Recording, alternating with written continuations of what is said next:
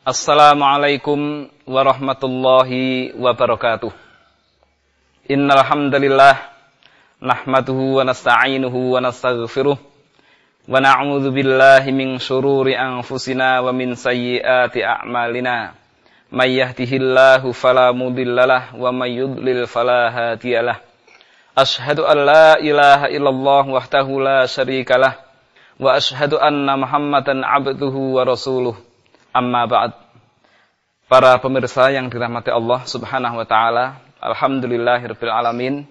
Allah taala memberi kita banyak sekali nikmat, di antaranya nikmat pepohonan yang banyak sekali bisa digunakan oleh umat manusia untuk berteduh, juga digunakan oleh binatang-binatang. Salah satu di antara tumbuh-tumbuhan adalah yang tertera dalam sebuah hadis yang dibawakan oleh Ibnu Umar radhiyallahu taala anhu, bahwa Nabi sallallahu alaihi wasallam bersabda, "Inna minas syajari syajaratun wa innaha mithlul muslim, fahadditsuni." Kata beliau sallallahu alaihi wasallam, sesungguhnya ada sebuah pohon di mana pohon itu menyerupai seorang muslim. Tolong ceritakan pada aku pohon apa itu. Maka Ibnu Umar mengatakan, orang-orang menyangka bahwa itu adalah pohon yang ada di hutan, di kejauhan. Dan Ibnu Umar mengatakan dalam hatinya, saya tahu itu adalah pohon kurma. Maka saya diam karena saya malu dengan orang-orang yang ada di sekitar saya. Maka Rasulullah sallallahu alaihi wasallam bersabda, "Innaha an-nakhlah." Sesungguhnya dia adalah pohon kurma. Kaum muslimin wal muslimat rahimani wa rahimakumullah. Pohon kurma, kita bisa menyaksikan pohon-pohon yang seperti ada di dekat kita. Walaupun ini bukan pohon kurma, tapi menyerupai pohon kurma. Di mana kita tahu yang namanya pohon kurma itu yang sudah tua, menjulang tinggi, kemudian dahannya juga bisa mengayomi tanaman yang ada di sekitarnya. Diterangkan oleh para ulama, pohon kurma ini memiliki banyak keistimewaan. Di antaranya disebutkan oleh Allah Subhanahu wa taala, tu'ti ukuluha kullahinin. Buahnya itu tidak mengenal masa, setiap saat dia berbuah. Dan di sini Rasulullah sallallahu alaihi wasallam menyerupakan seorang muslim bagaikan pohon kurma. Di mana kesamaannya? Para ulama menyebutkan sampai 14 lebih kesamaan yang semestinya seorang muslim itu seperti pohon kurma. Di antaranya yang bisa kita ambil faedah di sini, pohon kurma itu kita akan tahu toh, para pemirsa. Kita ngambil batu, kita lempar pohon tersebut. Ternyata apa? Dia membalasi dengan kita ngelempar buah kurma. Begitulah seorang muslim. Seorang muslim itu dizalimi oleh orang lain, dia tidak membalasi.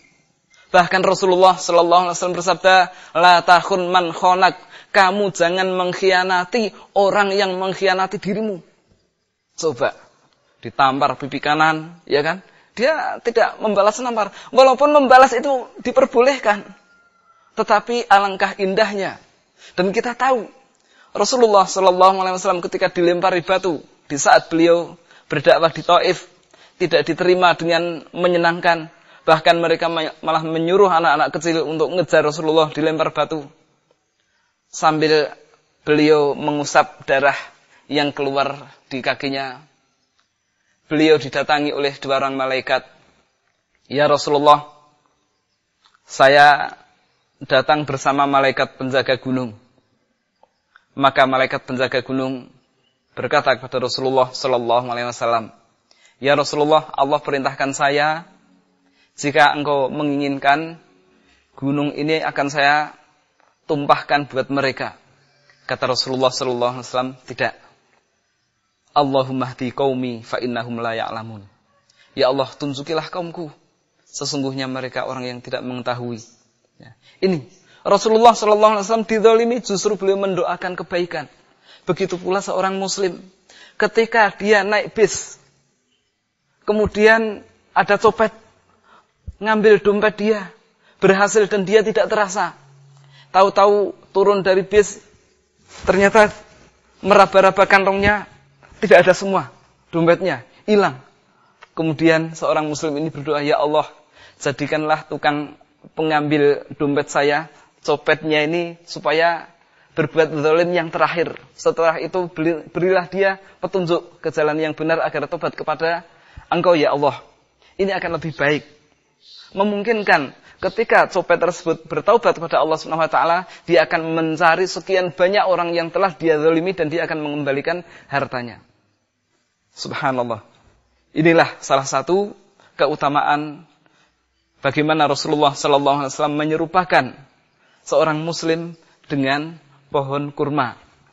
Kemudian yang kedua, pohon kurma ini buahnya tidak mengenal musim, setiap saat.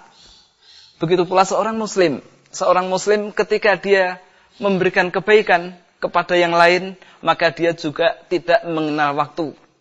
Di saat lapang dia bersedekah, di saat sulit dia bersedekah, di saat senang dia menjenguk orang sakit yang dia senangi, di saat benci dengan seseorang pun ketika yang dibenci sakit dia tetap menengoknya.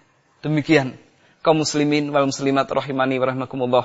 Dua hal yang mungkin bisa kita ambil pelajaran dari sikap seorang muslim yang diserupakan oleh Rasulullah sallallahu alaihi wasallam dengan pohon kurma.